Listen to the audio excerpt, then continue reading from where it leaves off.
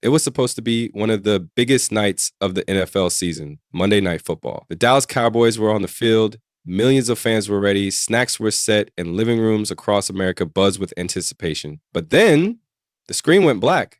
No kickoff, no commentary, just silence. And a message that ESPN was currently unavailable. Within minutes, social media exploded. Confused fans flooded X and Reddit, thinking it was a glitch, but it wasn't a glitch. This was a blackout, a full-scale standoff between two of the biggest names in entertainment, Disney and YouTube TV. With 10 million subscribers, one of the most watched sports events of the week simply vanished. No touchdowns, no replays, no post-game highlights, just frustration. And the growing realization that something much bigger was happening behind the scenes. Because this wasn't just about football, it was about power, about money, about who controls the screen in your living room. And what happened next would leave fans more divided than the teams they were rooting for. On the surface, it looked like a random outage, but the real story was unfolding in corporate boardrooms, not football stadiums.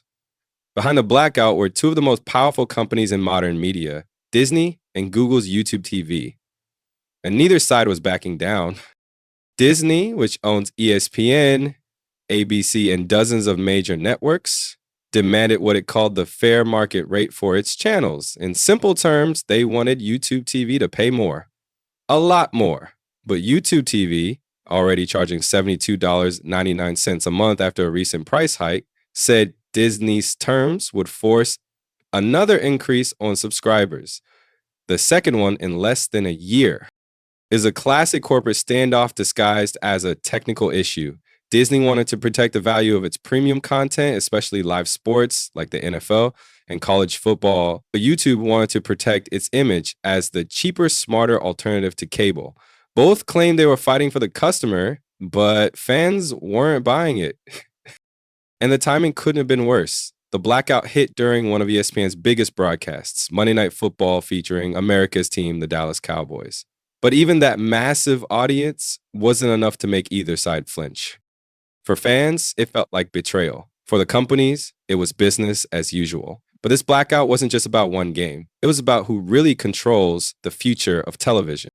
And as tensions rose, millions of viewers began to realize this was just the opening round of a much bigger fight. By the time kickoff should have started, chaos had already taken over. Across the country, Cowboys fans were staring at blank screens, refreshing their apps in disbelief. Sports bars scrambled to explain why ESPN wouldn't load. On social media, hashtags like YouTube Daily Down and ESPN Blackout started trending within minutes. Some fans called it the most expensive blackout in football history. Others joked that the real battle wasn't on the field, it was between Disney and Google. But for most, it wasn't funny. Imagine paying nearly $73.00 a month only to miss one of the biggest games of the season. Reddit threads filled with anger and confusion. One viral post read, "I didn't switch from cable to streaming just to get blacked out again." Others demanded refunds, and soon YouTube TV responded, promising a $20.00 credit if the blackout dragged on. But nobody wanted $20.00. They wanted the game. Meanwhile, diehard fans found desperate workarounds, signing up for free ESPN trials, pirating illegal streams, or even heading to friends' houses who had other services. What was supposed to be a night of touchdowns turned into a nationwide scavenger hunt for live football. The frustration went beyond missing a game. It was a wake-up call. Viewers realized they weren't as free from old-school cable problems as they thought. Streaming wasn't supposed to come with blackout notices, angry negotiations, or missing broadcasts, but now it did. And while fans fought for a way to watch, Disney and YouTube were quietly fighting for something much bigger: control over the future of how we all watch TV. As the outrage spread, both companies rushed to do what modern corporations do best: spin the story. Disney and YouTube TV didn't just want to win the negotiation, they wanted to win public opinion. Within hours, Disney launched a sleek website explaining their side of the blackout. It claimed that YouTube TV was refusing to pay the fair market value for its channels, a phrase carefully designed to sound noble, not greedy. The site even included an interactive tool that let subscribers send a message directly to Google, pressuring them to cut the check and bring ESPN back. Then came the social media blitz. ESPN hosts and analysts, some of the network's biggest names, took to X and Instagram, hinting that Google was the one holding fans hostage. "We just want fans to get their sports back," one commentator posted, earning thousands of likes. Disney had clearly weaponized its star power. But Google wasn't staying silent. YouTube TV's tone was calm, almost parental. Their official statement warned that Disney's demands would force price increases on customers, subtly painting Disney as the out-of-touch billionaire, demanding more from ordinary viewers. It was a quiet, calculated move, and it worked. Fans began dividing into camps. Some blamed YouTube for being stingy, others accused Disney of corporate greed. The blackout had turned into a digital war zone of finger-pointing and frustration. And the irony? Both companies insisted they were fighting for the viewer, yet the only people losing were the viewers themselves. But this was no simple PR battle.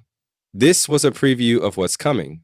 A streaming world where loyalty means nothing, and every blackout is just another round in a much bigger war.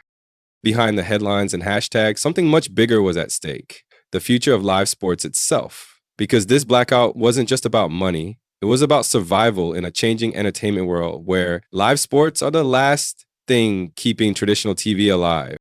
For decades, ESPN has been Disney's crown jewel, a guaranteed audience, a billion-dollar cash machine built on loyal fans who have to watch live. But in the streaming era, that power is slipping. Cable subscriptions are collapsing, ad revenue is shrinking, and younger audiences are tuning out. Disney needs ESPN to dominate streaming the way it once ruled cable. And that means squeezing every dollar out of every deal.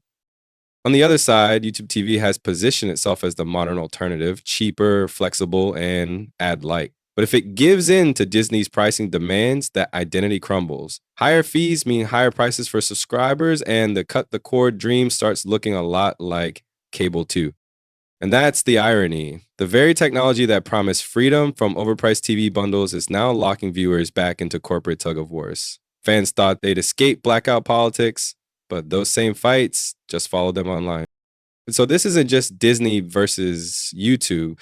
It's tradition versus disruption, the old network empire versus the new digital one, both claiming to represent the viewer, but both chasing the same prize: control of live sports streaming, the most valuable real estate in entertainment. And if the Dallas Cowboys, one of the biggest brands in American sports, couldn't force peace between the two, what hope does anyone else have? As the blackout drags on, the million-dollar question remains: who's going to blink first? Because behind the polished statements and PR spin, both Disney and YouTube TV are staring down serious consequences. Insiders claim the negotiations have stalled completely. Disney wants to set a new precedent: a higher payout for its premium content, proving that ESPN is still worth top dollar in the streaming age. YouTube TV, meanwhile, is terrified of being the one to cave, knowing that if they agree, every other media giant will come knocking with bigger demands. Rumors suggest the stalemate could last weeks, maybe even months. Analysts predict that some frustrated subscribers will cancel YouTube TV altogether, while others might jump ship to Hulu Plus Live TV. Ironically, another Disney-owned platform. For Disney, that's a quiet win either way. Still, not everyone believes YouTube TV is in trouble. Some experts think Google might play the long game, betting that Disney will lose more ad money and audience loyalty with every blackout day. Viewers have short memories, one insider said. They'll blame whoever's name they see first on the error message. And fans, they're caught in the crossfire. Some have already switched services, while others are threatening to go old school, back to cable or over-the-air antennas, just to watch their favorite teams live again. But what happens next? Either a last-minute deal will quietly restore ESPN to YouTube TV, or this standoff could become a turning point in how all future streaming negotiations play out. Because after this, every media giant will think twice before underestimating just how much power sports and angry fans really have. When the dust finally settles, one thing becomes clear: this fight was never just about ESPN or YouTube TV. It was about us, the viewers, the people who pay every month, who just want to watch the game without needing a business degree to understand why it's suddenly gone. The blackout showed what happens when billion-dollar companies treat entertainment like a battlefield. Disney says it's defending the value of its content. YouTube TV says it's protecting customers from higher prices. But while both sides posture about fairness and the future of TV, it's the fans left staring at blank screens, wondering why loyalty doesn't seem to matter anymore. Because that's the uncomfortable truth. In today's streaming wars, you're not the priority. You're the product. Every subscription, every click, every minute you stay on their platform fuels the next negotiation. And the moment one side wants more, your access becomes their leverage. So maybe this blackout wasn't an accident. Maybe it's a preview, a glimpse into a future where every game, every show, every live event comes with conditions. A world where your favorite channel can disappear overnight because two corporations couldn't agree on who gets a bigger cut.